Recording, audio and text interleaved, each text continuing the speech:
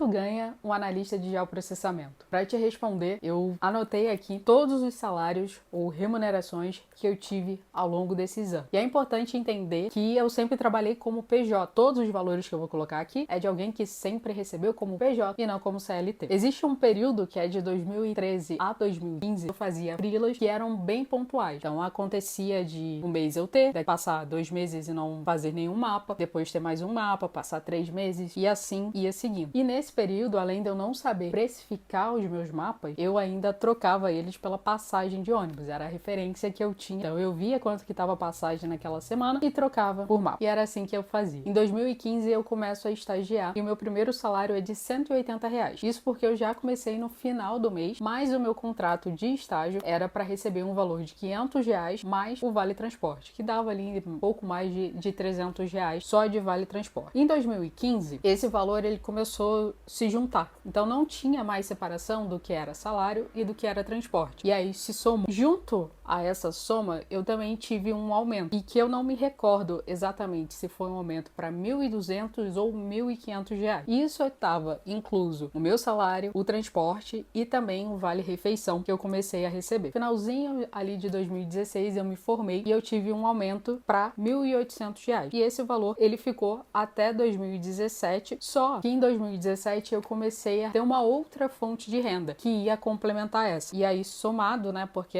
elas tinham o mesmo valor, dava R$ 3.600 por mês. De 2018 a 2019 eu tive um aumento dessa minha primeira fonte de renda, que foi de 1.800 para 2.400. Sempre bom lembrar que aqui não é só o meu salário, mas conta também com a passagem de ônibus, que era bem cara inclusive. E aí com esses 2.400 eu também recebi os outros 1.800. E aí a partir do segundo semestre de 2019 eu paro de receber a segunda fonte de renda, fico só com os 2.400, né? E eu acabei pedindo demissão também alguns meses depois. Inclusive vou deixar aqui em algum lugar um vídeo onde eu falo desse processo, né, de pedir demissão e voltar a atuar dentro do mercado de trabalho. E aí eu passei esses meses finais de 2019 com a minha reserva de emergência e comecei a fazer novamente os freelas, que era algo que eu tinha abandonado ali depois que eu comecei a receber um pouco mais no trabalho. Eu mesmo recebendo como PJ, eu acabava recebendo 13º e férias também. E nesse período, né, de 2019, eu também peguei freelas que não eram da área de geoprocessamento. E aí em 2020 eu começo a fazer freelas já mais para a área de geoprocessamento. E aí eu não consigo te pontuar exatamente quanto que eu fui remunerada para isso, quantos freelas eu fiz, mas ainda não chegava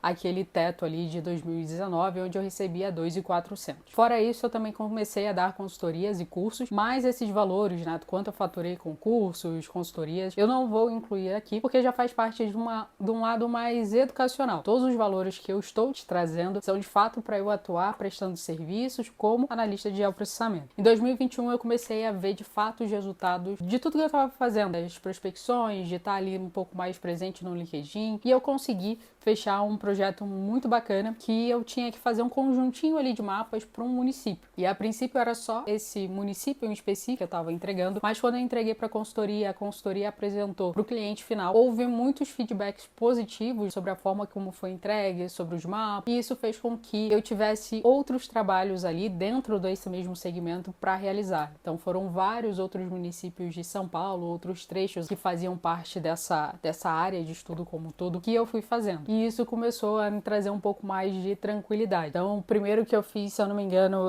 eu anotei aqui uns R$ 800, né, esse primeiro pacotinho, mas a depender do município, a quantidade de mapas, isso começou a variar. Variava de 800 a R$ 1.500. E esse projeto em si, ele começou a ter uma frequência legal. Comecei a fechar projetos com algumas empresas grandes, mas eram projetos muito pontuais. Agora vamos para 2022. 2022 foi um ano bem interessante, assim, para mim profissionalmente, porque se eu comecei a ver os resultados em 2021, 2022 ele trouxe esses resultados um pouco mais concretos e alinhados, talvez, com o que eu queria. E aí eu passei a ter uma remuneração maior, mas trabalhar menos tempo também. Foi quando eu consegui aumentar a minha mão de obra. E aí, para vocês terem uma ideia, quando eu recebia 2.400 em 2019, eu recebia para trabalhar 40 horas semanais. E eu passei a receber esse mesmo valor, só que para trabalhar 20 horas semanais. Ou seja, isso foi muito bom, porque permitiu abrir mais espaço. Eu não trabalhava mais 8 horas diárias, e isso fazia com que eu tivesse um tempo livre maior e, consequentemente, eu conseguiria puxar mais projetos. Então, eu já tinha aquele projeto, né, que eu falei que estava variando de 800 a 1.500 para fazer os pacotinhos de mapa. Agora, eu tinha esse que era fixo, era um valor fixo que eu ia receber todos os meses para atuar durante um período, e esse período durou 1 ano e pouquinho, e também eu estava fazendo freelas. E aí chegamos em 2023. Esse foi o ano que eu mais faturei em termos de prestação de serviço. Então, só para vocês terem uma ideia, né, como eu comecei lá em 2022, como eu comentei, eu estava tendo um trabalho, uma carga horária menor, uma remuneração maior, isso foi fazendo com que eu pudesse abraçar um pouco mais de projetos. E em 23 eu acho que eu atingi o teto de projetos que eu conseguia lidar ao mesmo tempo, e consequentemente isso também aumentou o meu faturamento. Então, eu já tinha aqueles valores de 2.400, o de 1.500, né, o de 800 que variava de 800 a 1.500. Eu peguei um projeto que ele ia durar 3 meses, 2 ou 3 meses, e que aí o montante desse projeto nesse período era muito alto, e também um outro projeto, e esse já tinha um valor fixo, assim como o de 2.400. Então eu fui somando ali os 2.400 mais esse que eu já tinha um valor, recebendo um valor bem considerável, eu fui fazendo ali 2023. E por fim, em 2024, depois de eu abraçar todos os projetos que eu podia e não podia também, eu resolvi dar uma segurada um pouco maior aí em 2024, mas consegui aumentar a minha mão de obra e trabalhar menos. Aí eu consegui ultrapassar um pouquinho o faturamento de 2023. Eu fechei um projeto, né, um contrato num projeto que levaria um pouco mais de tempo, e paralelo a isso também eu segui fazendo o freela. E é um pouco do que está acontecendo agora. Eu tenho um projeto fixo e, paralelo a ele, eu vou puxando alguns outros projetos, mas estou tentando também dar uma segurada para não me desgastar tanto quanto eu me desgastei em 2023.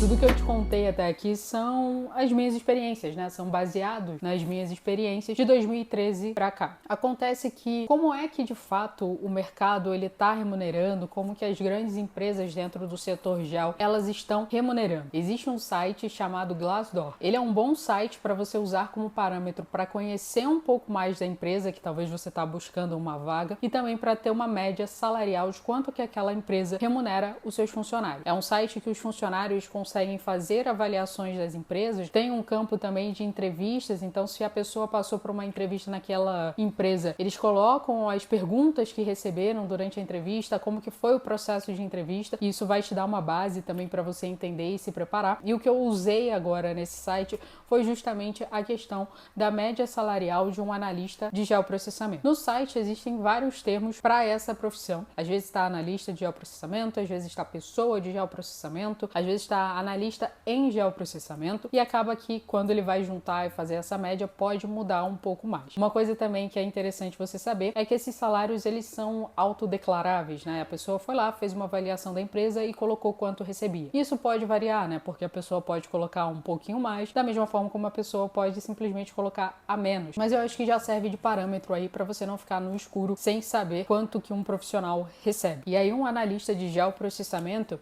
tem uma média salarial de 3.000 a 4.000 reais. Um júnior e também um técnico, ele tá variando de 2 a 3.000 reais. O pleno de 3.000 a 6.000 reais. O sênior de 4 a 7.000 reais. Eu também encontrei lá auxiliar e assistente que fica num valor de 2.000 reais a média salarial. Pontos importantes. Essa média não é uma média de uma empresa específica. E dentro da plataforma existem várias nomenclaturas para a mesma coisa. Então isso pode também interferir um pouco. Mas olhando, já tendo acesso a algumas outras vagas e quanto as empresas remuneram, elas estão bem alinhadas assim com o que eu já vi de outras empresas. Mas você achou que esses salários eles estão de acordo com o mercado? Tá abaixo? Tá acima? Como é que tá isso?